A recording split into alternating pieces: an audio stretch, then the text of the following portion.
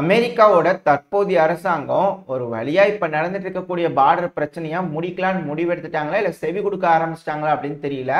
ஏன்னா இப்ப வரக்கூடிய ஸ்டேட்மெண்ட்ஸ், அவங்க தரப்புல இருந்து வரக்கூடிய ஸ்டேட்மெண்ட்ஸ், அவங்க செய்யக்கூடிய சில செயல்கள்லாம் வச்சு பார்க்கும்போது ஓகே இதுக்கு செவி கொடுக்க ஆரம்பிச்சிட்டாங்க அப்படின்னு தெரிய வருது. ஆனா இது பாசிட்டிவா இல்ல நெகட்டிவா அப்படிங்கிறது போல தெரியல. ஏன்னா நானே கன்ஃபியூஸ் ஆயிட்டேன், அது போல அங்க இருக்கிறவங்களும் கன்ஃபியூஷன்ல தான் இருப்பாங்க.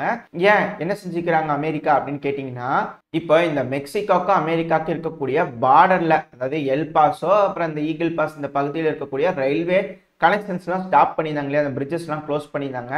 இப்படி இருக்கும்போது இந்த அமெரிக்கால இருக்கக்கூடிய விவசாயிகள் எங்களோட உணவுப் பொருட்கள் மெக்சிகோக்கு போல, அதனால மெக்சிகோல இருக்கிற மக்கள் பாதிப்படைவாங்க, அங்க உணவு பற்றாக்குறை வந்துடும் அப்படின்னு போராட்டம் பண்ணிட்டு இருந்தாங்க இல்லையா.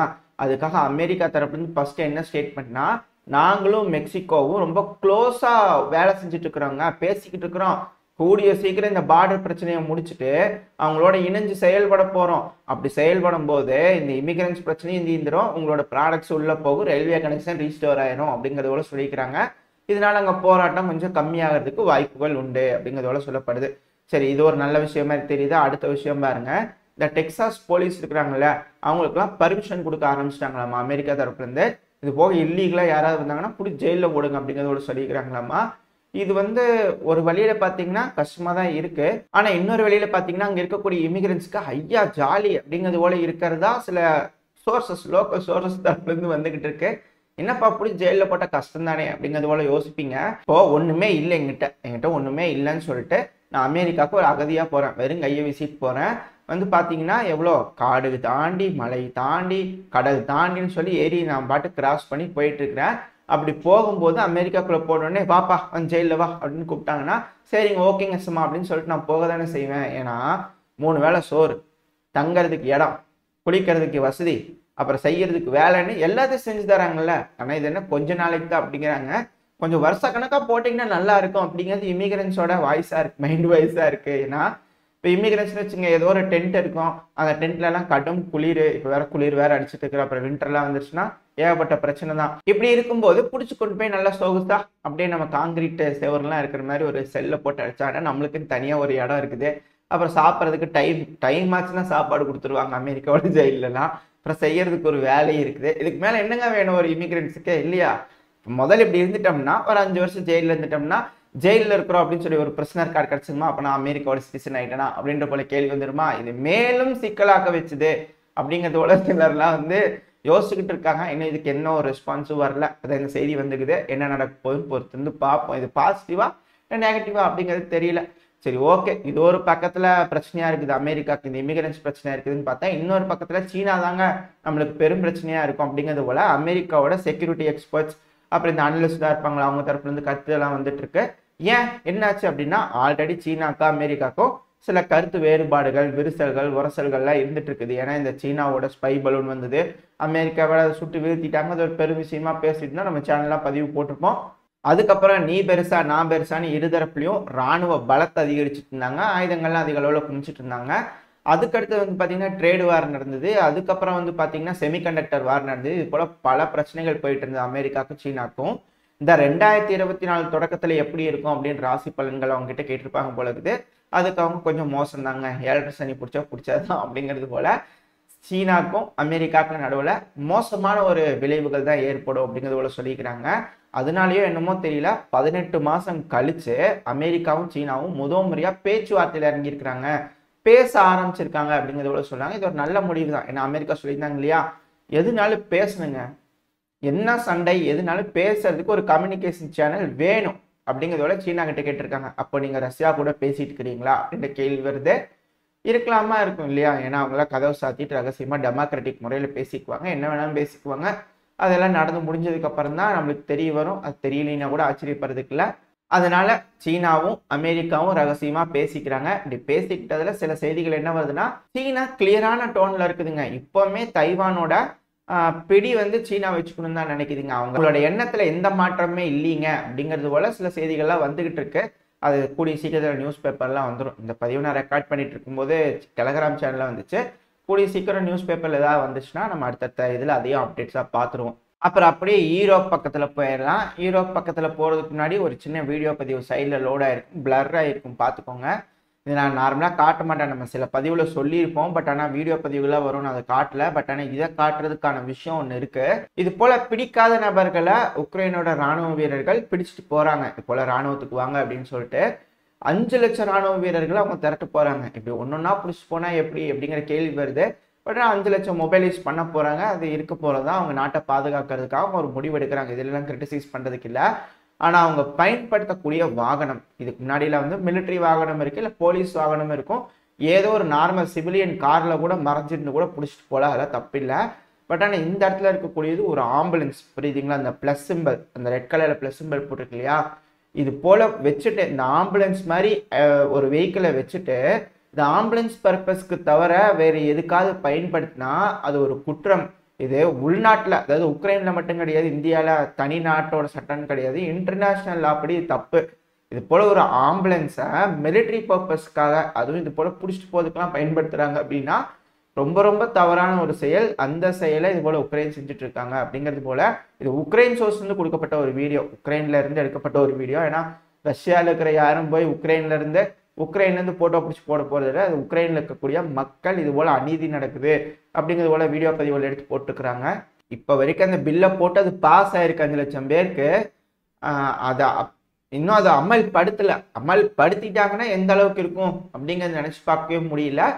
அங்கே இருக்கக்கூடிய மக்கள்லாம் கொஞ்சம் கஷ்டம்தான். அது மட்டும் இல்லாமல் இங்கே உக்ரைன்லேருந்து வெளியே போயிருப்பாங்க இல்லையா, இந்த 15லேருந்து 60 வயசு வரைக்கும் இளைஞர்கள்லாம் போயிருப்பாங்க இல்லையா, அவங்களாம் திரும்பி பிடிச்சிட்டு வந்து இது போல செய்வாங்க அப்படிங்கிறது போல சொல்லப்பட்டு வருது. அதெல்லாம் எந்த அளவுக்கு கை கொடுக்க போகுதுன்னு தெரியல. ஒரு பாயிண்ட்டுக்கு மேலே இந்த வேர்ல்டு வார் 2 எடுத்து பார்த்தீங்கன்னா, வேர்ல்டு வார் 1 இருக்கட்டும், வேர்ல்டு வார் 2 இருக்கட்டும், வேர்ல்டு வார் 1ல ஓரளவுக்கு ஸ்மூத்தாக நடந்த மாதிரி தான் இருந்தது அந்த எண்டிங் டைமில். பட் வேர்ல்டு வார் 2ங்கிறது அப்படி இல்லை, எண்டிங் டைமில் வந்து ரொம்ப ஹார்ஷாக தான் இருந்தது. அந்த டைமில் தான் ஹிட்லர் அவர்கள் ரொம்ப மோசமான முடிவுகளை எடுத்துகிட்டு இருந்தாரு அப்படிங்கிறதோட சொல்லப்பட்டிருக்கு. வரலாறுல அப்படி தான் சொல்கிறாங்க. யார் ஜெயிக்கிறாங்களோ அவங்க சொல்கிறதானுங்க வரலாறு, அதுதான் கேட்டு நம்ம சொல்ல முடியும். ஸோ அதே போல் இப்போ நடக்குதா, நம்ம ஒரு வரலாறை வந்து விட்னஸ் பண்ணிட்டு இருக்கோம். அந்த வரலாறுல வந்து மோசமான பகுதி இது அப்படிங்கிறது போல, அதாவது அமெரிக்கா சொல்கிறாங்களே கருப்பு பகுதி அப்படின்னு, அதுபோல் இது ஒரு கருப்பு பகுதியை நம்ம விட்னஸ் பண்ணிட்டு இருக்கிறோமா அப்படிங்கிறது போல கேள்விகள் வருது. ஆனால் யாரும் இதை பற்றி பேசுகிற மாதிரி தெரியல. பெருமளவில் மீடியாஸ்லாம், மேற்குலக நாடுகள் மீடியாஸ்லாம் இந்த இஸ்ரேல் வாரை வந்து அதிக அளவில் ஃபோக்கஸ் பண்ணிட்டு இருக்கிறாங்க. சரி, அந்த சைடு இருந்துட்டு போட்டோம். இப்போ நம்ம யூரோப் சைடில் இருக்கிற பிரச்சனைக்கெலாம் வந்தலாம். இது எங்கே போய் முடியுதுன்னு தெரியல. இப்போ வந்து பார்த்தீங்கன்னா ஃபின்லாண்ட் இருக்கிறாங்களா, அவங்க தரப்புலேருந்து ஒரு புது அறிவிப்பு வந்திருக்குது. நாங்கள் உக்ரைனுக்கு ஒரு எய்டு கொடுக்குறோம் அப்படின்ட்டு. இந்த பேக்கேஜ் உக்ரைனுக்கு நாங்கள் கொடுக்குறோம்ல, இது 21வது கட்டமான எய்டு. இந்த மிலிட்ரி பேக்கேஜோட எய்டு ஒர்த்து 106 மில்லியன் யூரோஸ் அளவிலான எய்டு. ராணுவத்துக்கு தேவைப்படக்கூடிய உதவிகள் நாங்கள் இது வழியாக செய்ய போகிறோம் அப்படிங்கிறது போல் ஃபின்லாந்து தரப்புலேருந்து அறிவிப்பு வந்துருக்குது. அது மட்டும் இல்லாமல் இப்போ வரைக்கும் நாங்கள் உக்ரைனுக்கு எவ்வளோ கொடுத்துக்கிறோம்னா 1.6 பில்லியன் அளவுக்கான எய்டை வந்து நாங்கள் கொடுத்துருக்குறோம். அதாவது 1.6 பில்லியன் யூரோஸ் அளவிலான எய்டை வந்து நாங்கள் உக்ரைனுக்கு கொடுத்துக்கிறோம் அப்படிங்கிறது போல் ஃபின்லாந்து தரப்புலன்னு சொல்லியிருக்கிறாங்க.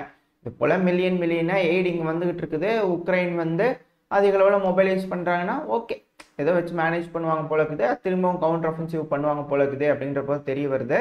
நம்ம இதோட இங்கே பாஸ் பண்ணிக்குவோம். இன்னும் நிறைய விஷயங்கள் இருக்குது, அமெரிக்கா தரப்புலையும் சரி, யூரோப் தரப்புலையும் சரி. நம்ம இந்த பதிவில் எல்லாத்த பற்றி பேசணும் அப்படிங்கிறதுக்காக நம்ம யூரோப் இதோட பிளாக் பண்ணிட்டு அப்படி இந்த மிடில் ஈஸ்ட் பக்கமாக போயிடலாம்.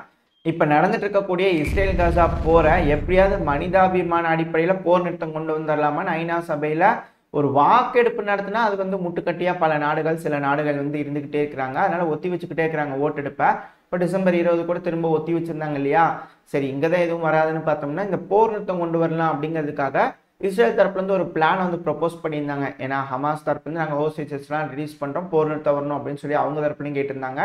ஸோ இஸ்ரேல் தரப்புலேருந்து இப்படி ஒரு ப்ரொப்போசல் வச்சுருக்காங்க. என்ன ப்ரொப்போசல்னா, 1 வாரம் போர் நிறுத்தம் இருக்கும். இந்த போர் நிறுத்தத்துக்கோட முடிவில் 40 பேருக்கு நீங்கள் வந்து ரிலீஸ் பண்ணிடணும். அப்படி பண்ணிட்டீங்கன்னா 1 வாரம் வரைக்கும் போர் நிறுத்தம் அப்படிங்கிறது போல பேசியிருந்துருக்காங்க போல இருக்குது. பட் இது ஹமாஸ் தரப்பில் ரிஜெக்ட் பண்ணிட்டாங்க. அது எப்படிங்க, எல்லாத்தையும் ரிலீஸ் பண்ணிட்டு 1 வாரம் போர் நிறுத்தம்னா அப்புறம் எதுக்காக போர் பண்ணுறீங்க அப்படிங்கன்னா, ஹமாஸ் முழுசாக அழிக்கிறதுக்காக போர் பண்ணுறோம் அப்படின்னு இஸ்ரேல் தரப்பில் இருக்குது. ஆனால் இஸ்ரேல் ஏன் இப்படி திடீர்னு இந்த பாஸ் கொடுத்து பண்ணுறாங்க அப்படின்னு எனக்கு என்ன தோணுதுன்னா, இந்த வடக்கு பக்கத்தில் தான் என்னமோ வச்சுக்கிறாங்க அப்படின்னு போய் பார்த்தாங்க. ஆனால் வடக்கு பக்கத்தில் ஒன்றுமே இல்லை. போர் நிறுத்தம் கொண்டு வந்தாங்க, ரிலீஸ் பண்ண சொன்னாங்க, ஹோஸ்டேஜஸ் ரிலீஸ் நடந்தது, சில விஷயங்கள்லாம் தெரிஞ்சிருப்பாங்க போலுக்குது. அப்புறம் இப்போ காசாவோட தெற்கு பக்கத்தில் பூந்து இந்த கான்யூனிஸ் பகுதியில் சில இடங்களை பிடிச்சி வச்சுக்கிறாங்க. இப்போ திருப்பி அங்கே என்னமோ இருக்குதுன்னு பார்த்துக்கிறாங்க, அங்கே எதுவும் இல்லைப்பா அப்படிங்கிறது போல தெரிஞ்சதுனால இப்போ ஒரு பாஸ் போட்டு ஒரு 40 பேர்த்த ரிலீஸ் பண்ணி வச்சிட்டோம்னா திருப்பி ஏதோ ஒன்று தெரிஞ்சுக்கிட்டு வேறொரு வழியா உள்ள பூந்து அந்த வழி ஏதாவது பண்ணலாமா அப்படின்னு பார்ப்பாங்களா என்ன ஏதுன்னு தெரியல. இல்லை, இப்போ ஃபர்ஸ்ட் ஒரு ஆப்ரேஷன் பண்ணிக்கிறாங்க நார்த் பக்கத்தில், அது முடிஞ்சிருச்சு. இப்போ தெற்கு பக்கத்தில் இந்த கான்யூனிஸ்குள்ளே போயிருக்கிறாங்க, அதுவும் முடிஞ்சிருச்சு. ஏதோ ஓரளவுக்கு செஞ்சுக்கிறாங்க. இப்போ வந்து பார்த்தீங்கன்னா இந்த ரெண்டுக்கு நடுவில் இடைப்பட்டிருக்குல்ல, எல்லாம் ரீக்ரூப் பண்ணி எல்லாம் திரட்டி ரெடி பண்ணி அந்த சென்டர் பகுதிக்கு போகிறதுக்கு ஒரு வாரம் கேப்பு அப்படிங்கிறது போல இஸ்ரேல் யோசிக்கிறாங்களா அப்படிங்கிறது தெரியல. எதுவாக இருந்தாலும் இங்கே போர் நிறுத்தத்துக்கு திரும்பவும் ஆரம்பிச்சுக்கிறாங்க, பேச்சாவது ஆரம்பிச்சுக்கிறாங்க. இப்படி ஒரு எண்ணம் இருக்கு இருதரப்புலையும் அப்படிங்கிறதே நல்ல விஷயம்தான்.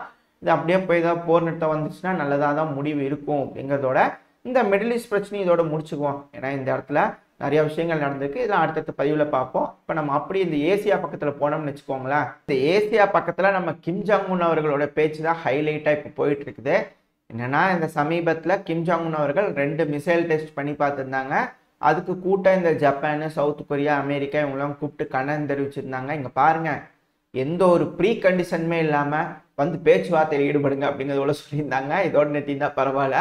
ஐநா சபையில் போய் எங்க இவர் ஏதோ ஐசிபிஎம்லாம் லான்ச் பண்ணி டெஸ்ட் பண்ணிட்டு இருக்கிறாருங்க அப்படின்னு ஐநா சபையில் இதுக்காக ஒரு பேச்சுவார்த்தை பண்ணிக்கிறாங்க பாருங்க. எங்க நீங்களாம் என்னென்ன டெஸ்ட் பண்ணுறீங்க, இவங்க 2 மிசைல் டெஸ்ட் பண்ணது பிரச்சனையாயிடுச்சா, அதை வந்து இப்போ பெருசாக பிரச்சனைங்களா, அதுவும் ஊர்ல ஏகப்பட்ட பிரச்சனைக்குது, அதையெல்லாம் விட்டுட்டு இவங்க 2 மிசைலை டெஸ்ட் பண்ணிட்டாங்கன்னு ஐநா சபையில் உட்காந்து பேசிக்கிறீங்க பாருங்க அப்படிங்கிறது பலர் மத்தியிலையும் கோபத்தை ஏற்படுத்திக்குது. அது இந்த இஸ்ரேல் காசா பிரச்சனைலாம் உட்காந்து எக்ஸஸா கொஞ்சம் டைம் போட்டு உட்காந்து பேசிக்கலாம்ல, இதை பத்தி பேசுறதுக்கு பதிலாக அப்படிங்கிறது போல இருந்திருக்கு.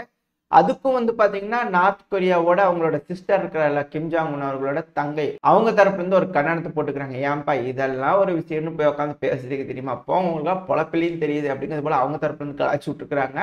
இப்போ இது போல் நடந்துட்டு இருக்கும்போது ஐஏஏ இருக்கிறாங்களே அவங்க தரப்புல இருந்து ஒரு புது ஸ்டேட்மெண்ட் வந்துருக்குது. செகண்ட் ரியாக்டர் வச்சுக்கிறாங்களாமாப்பா, அது போல சிக்னேச்சர்ஸ் வெளியே வருது. நார்த் கொரியா 2வது நியூக்ளியர் ரியாக்டர் வச்சுக்கிறாங்க, ஆரம்பிச்சிருப்பாங்க போல தெரியுது அப்படிங்கிறது போல ஐஏஏ தரப்புல இருந்து பதட்டமான சூழ்நிலை அந்த போல செய்திகள் வந்துகிட்டு இருக்கு. ஏதாவது ஒரு கிளியரான பிக்சர் கிடைச்சதுன்னா என்ன ஏதுன்றதை அடுத்த பதிவில் தெளிவாக பார்ப்போம். இதோட இந்த பதிவை நான் முடிச்சுக்குவோம். இந்த பதிவு எப்படி இருந்துச்சு, உங்களுக்கு பிடிச்சிருந்தா லைக் பண்ணுங்க, உங்க ஃப்ரெண்ட்ஸ் அண்ட் ஃபேமிலியோட ஷேர் பண்ணிக்கோங்க. அது கூடவே மறக்காம இந்த பதிவு எப்படி இருந்துச்சுன்னா உங்களோட கருத்துக்களை கமெண்ட் செக்ஷன்ல சொல்லிடுங்க. இந்த பதிவு நல்லா இருந்திருக்குன்ற நம்பிக்கையில் அடுத்த பதிவில் உங்களை சந்திக்கிறேன். அது வரைக்கும் ஸ்டே சேஃப். Bye bye.